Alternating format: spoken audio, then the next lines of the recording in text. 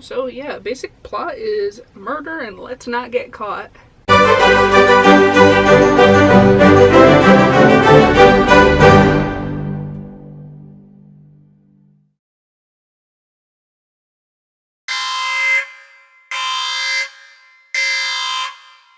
Hello, hello, hello, my lovelies.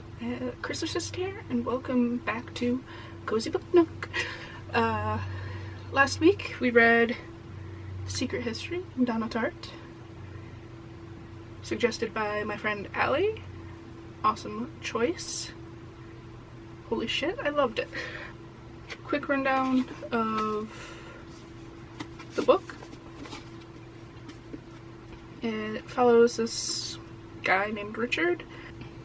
He ends up going to college in Vermont, and there's this like elite group of people who like study under this one professor, and it's they study Greek and other languages, and basically he gets in with this group, and this group ends up doing an ancient Greek ritual. I can't pronounce the name of the ritual, Bacchia, but it's basically Dionysic frenzy. They basically become super primal and trip balls and shit, but the group does this ritual, ends up murdering a guy in the woods. Richard wasn't a part of it, he found out later, but he helps them cover it up, because I guess that's what good friends do? Fuck. Jesus Christ. But basically, one of the friends who was supposed to do the ritual, but he was a complete dick, Bunny, he ends up finding out that they killed someone by reading it in the paper.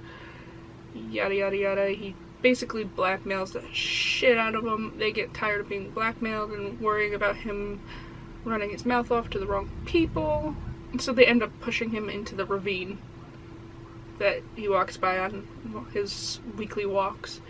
Unfortunately, they were expecting him to be found right away, but it snowed that night, so he ended up being covered, and it became a missing persons case, and there was a huge fiasco, like search parties, and like FBI got called, and all this good jazz.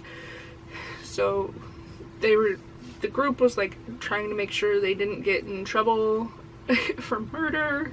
They end up getting away with it, but one of the group that was like being harassed by the FBI and the cops and all that ends up like losing his shit because the guy who did the murder was like super bossy and blah blah blah blah blah.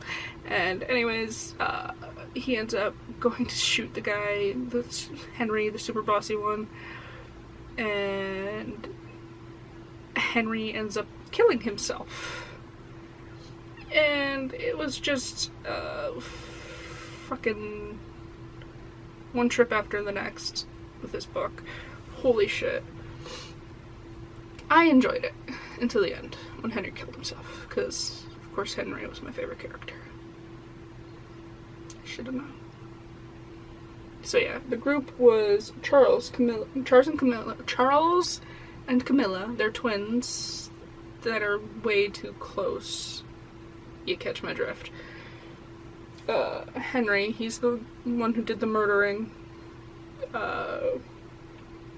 Francis, he was like this flamboyant ginger character that was just, he was kind of fun.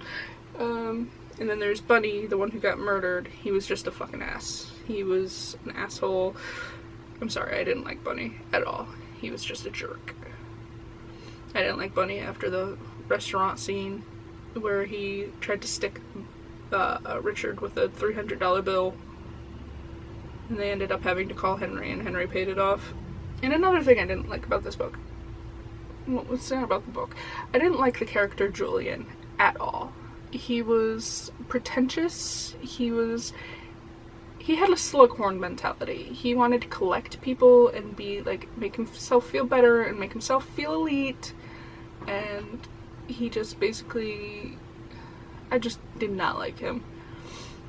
And then on top of that, he ends up finding about the murders and he just runs away? Like a coward? Like, seriously, you're the one who gave these kids this idea? You should show some responsibility? Like, really?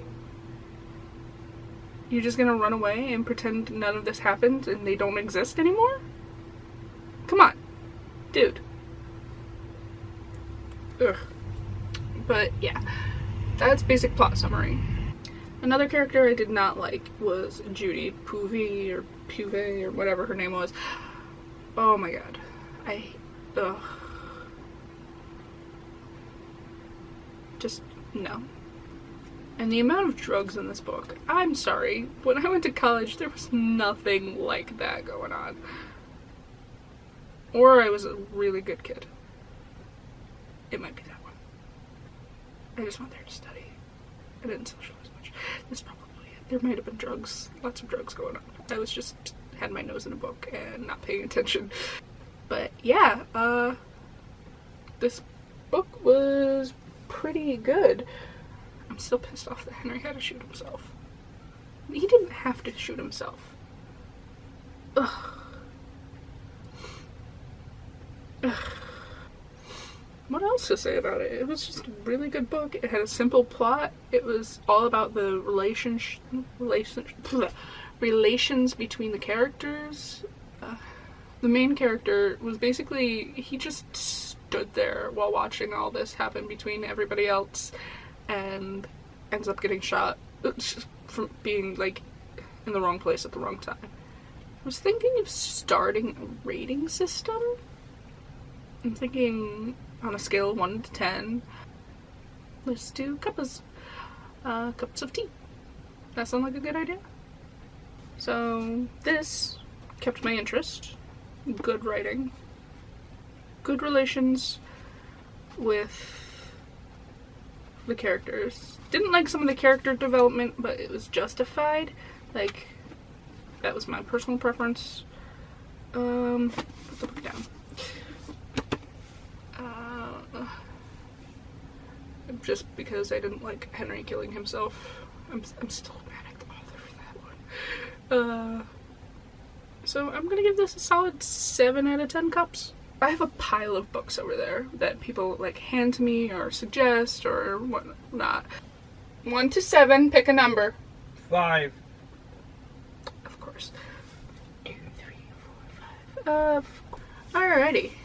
Now, our book for next week. Our book for next week is going to be Stalking Jack the Ripper by Carrie, who I'm not gonna say that right. Maniscalco? By Carrie Maniscalco. I'm gonna just commit. My mother gave me this one. She decided she didn't like the writing style, so she's like, here, you read this. He murdered women in cold blood. He terrorized an entire city. He taunted those of us who hunted him down. But despite all these horrors, in the end, I could not deny it. I was the girl who loved the Ripper. Oh God. Oh God. Oh God.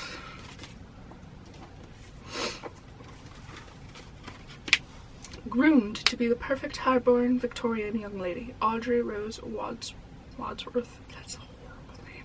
Sorry. Audrey Rose Wadsworth has a decidedly different plan for herself. After the loss of her beloved mother, she is determined to understand the nature of death and its workings. Trading in her embroidery needle for an autopsy scalpel, Audrey secretly apprentices in forensics.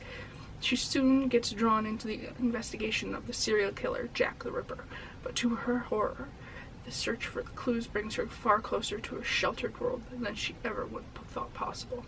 Inspired by the infamously unsolved case, this dazzling debut by Carrie weaves an atmospheric tale of beauty and darkness in which a remarkably modern Victorian girl discovers that some buried secrets simply won't stay dead. It's a pretty large print, 318 pages, 30 chapters. This will take less than a week, but this will be this upcoming week's book. James Patterson presents. I just hope it doesn't get too fanfiction-y cliche.